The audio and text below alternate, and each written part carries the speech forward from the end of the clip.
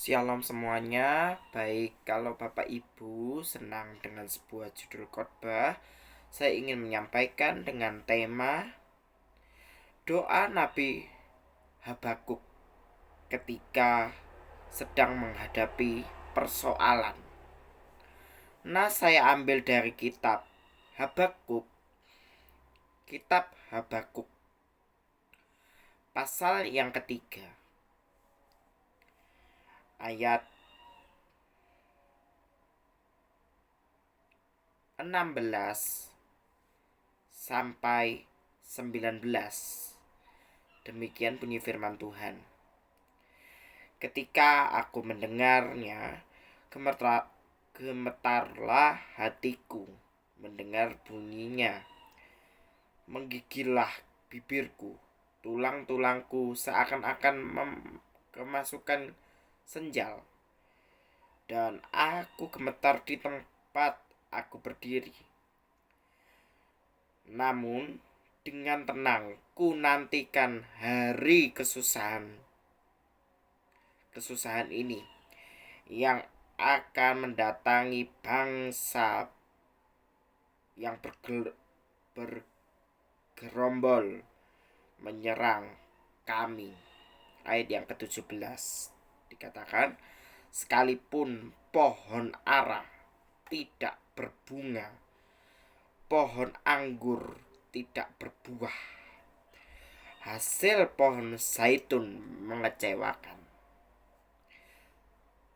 Sekalipun ladang-ladang tidak menghasilkan bahan makanan, kambing domba terhalau dari kurungan, dan tidak ada lembu sapi dalam kandang. Namun aku akan bersorak-sorai di dalam Tuhan, beria-ria di dalam Allah yang menyelamatkan aku. Allah Tuhanku itulah kekuatanku. Ia membuat kakiku seperti kaki rusa. Ia membiarkan aku berjejak di bukit-bukit. Dari teks ini kita dapat belajar bahwa doa Nabi Habakuk ketika mengalami sebuah persoalan di masa itu, di ayat yang ke-17, sekalipun pohon ara tidak berbunga, pohon anggur tidak berbuah, hasil pohon zaitun itu mengecewakan. Sekalipun ladang-ladang tidak menghasilkan bahan makanan, kambing domba terhalau dari kurungan, dan tidak ada lembu sapi dalam kandang, namun aku akan bersorak-sorai di dalam Tuhan, beria-ria dalam Allah yang menyelamatkan aku. Allah Tuhanku itulah kekuatanku. Ia membuat kakiku seperti kaki rusa. Ia tidak membiarkan aku tergeletak. Ia tidak membiarkan aku berjejak di bukit-bukit. Teks ini saya bayangkan bahwa Nabi Habakuk mengalami suatu persoalan yang goncangan cukup parah pada masa itu ya. Nah, kita dalam versi lain, misalnya di dalam Indonesia Modern Bible dikatakan, meskipun pohon ara tidak berbunga, pohon anggur tidak berbunga, tidak berbuah, hasil pohon zaitun gagal, dan ladang-ladang tidak menghasilkan bahan makanan, kambing domba terhalau dari kurungan.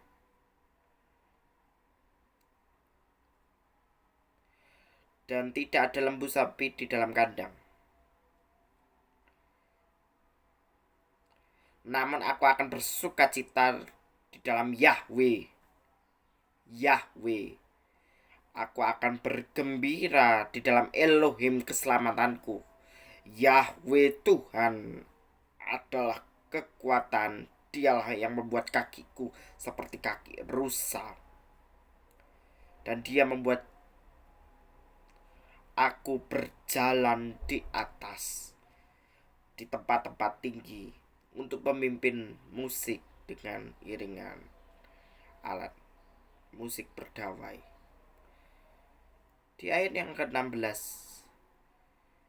ku nantikan hari kesusahan itu. Jadi di momen-momen Nabi Habakuk mengalami persoalan yang cukup parah, dia tetap berharap kepada Tuhan di masa-masa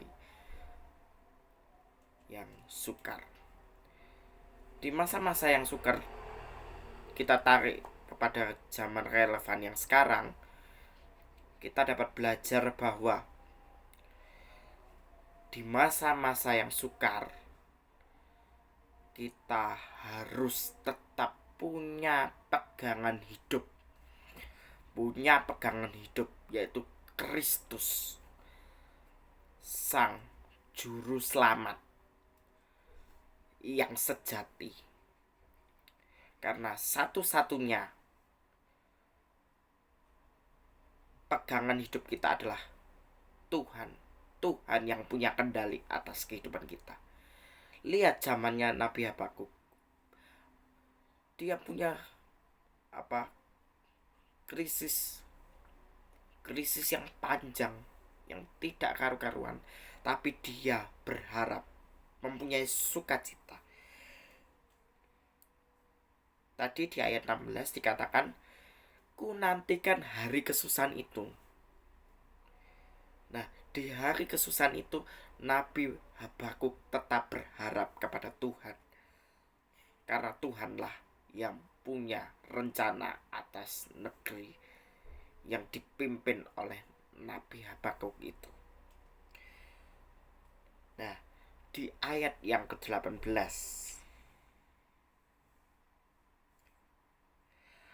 namun aku akan bersorak-sorai di dalam Tuhan dan beria-ria di dalam Allah yang menyelamatkan aku.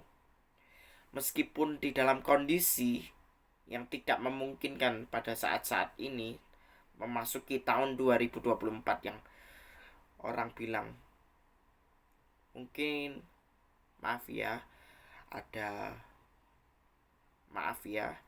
ada politik, ada apa, macam-macam, kita tidak tahu. Kita jangka ke depannya memasuki tahun 2024 ini seperti apa, kita tidak tahu. Tapi kita tahu pasti bahwa Tuhan selalu menyertai kita sampai akhir kehidupan kita. Belajarlah dari Nabi Habakuk, mengalami persoalan yang cukup berat. Percayalah bahwa Tuhan selalu menyertai kehidupan kita sampai pada akhir zaman. Makanya saya senang sekali kalau di Matius 28 ayat yang ke-20 B. Matius 28 ayat 20 bagian B.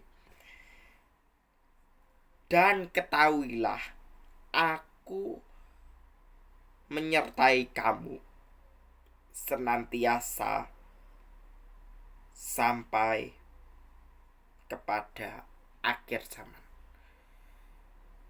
Melalui proses memasuki tahun 2024 ini, mungkin banyak sebentar lagi kita akan memasuki tahun politik, pemilu, dan lain-lain. Tapi kita tetap percaya kita boleh punya banyak perspektif dalam memilih presiden dan wakil presiden. Boleh, nggak apa-apa, nggak ada masalah. Tapi kita harus tetap bergantung sepenuhnya kepada Kristus, sang pokok anggur keselamatan itu. Karena dari situlah kita dapat memancarkan kehidupan kita yang sesungguhnya, di mana kita bisa menjadi dampak yang baik bagi sesama memasuki tahun-tahun yang ke depan ini. Kalau orang Jawa bilang memasuki tahun 2024, tetap gandolo Gusti, tetap berpegang penuh kepada Kristus sang juru selamat, Mesias yang agung itu. Karena Tuhanlah pusat kehidupan kita yang sejati.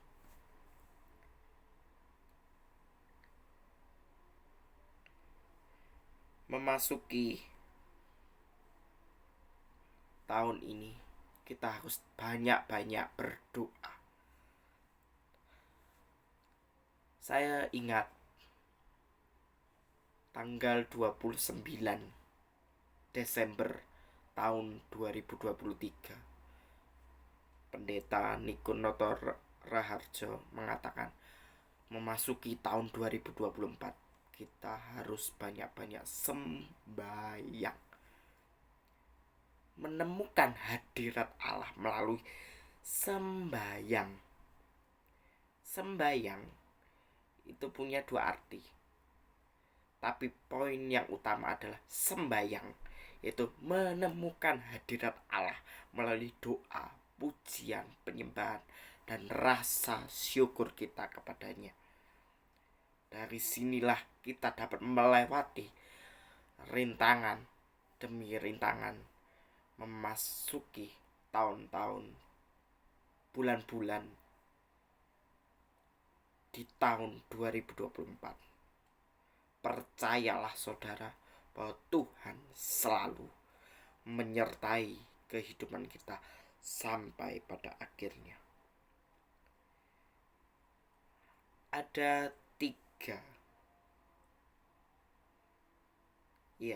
tiga pelajaran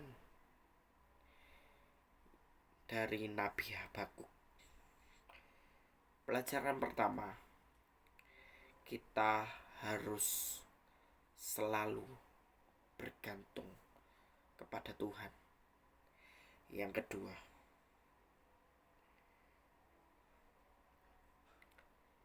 Yesus adalah satu-satunya Mesias agung yang sejati. Yang ketiga,